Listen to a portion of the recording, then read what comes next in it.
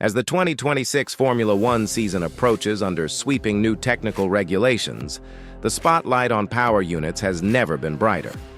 While Red Bull Racing has surprised many with the early promise of its in-house Red Bull Powertrains project, the same cannot yet be said for Aston Martin F1 team and its new partnership with Honda. Initial testing in Bahrain has exposed cracks in Aston Martin's preparations. Reliability concerns and limited track mileage have left the team trailing key rivals. Reports from the paddock suggest the team completed significantly fewer laps than competitors, raising questions about both performance and durability. For a project carrying high expectations, the early signs have been anything but smooth. Watching from the other side of the garage divide is Max Verstappen, a driver whose 4 world titles were powered by Honda engines during his dominant years with Red Bull. Despite now competing against the Japanese manufacturer, Verstappen's respect for Honda remains clear.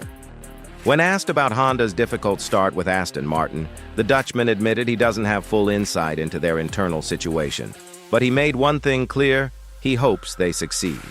Verstappen emphasized that he still holds the brand in high regard and would prefer to see Honda performing strongly rather than struggling through a painful rebuild. The current Honda project, however, is far from a simple continuation of its Red Bull glory days. After officially withdrawing from Formula One at the end of 2021, Honda redirected personnel and resources elsewhere.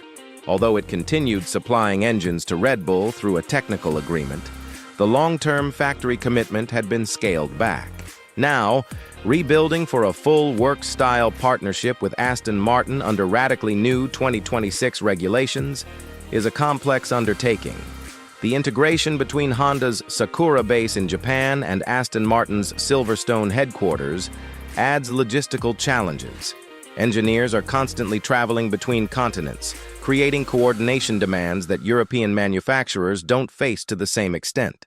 Meanwhile, Red Bull's own power unit, the RBPT DM01, has shown encouraging reliability and efficiency, particularly in energy deployment.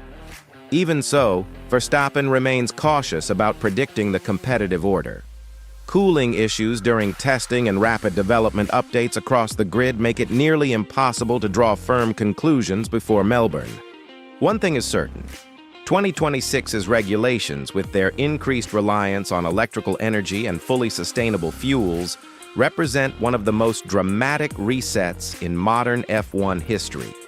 Success will depend not only on raw horsepower, but on energy harvesting, deployment strategy, and seamless integration between chassis and engine.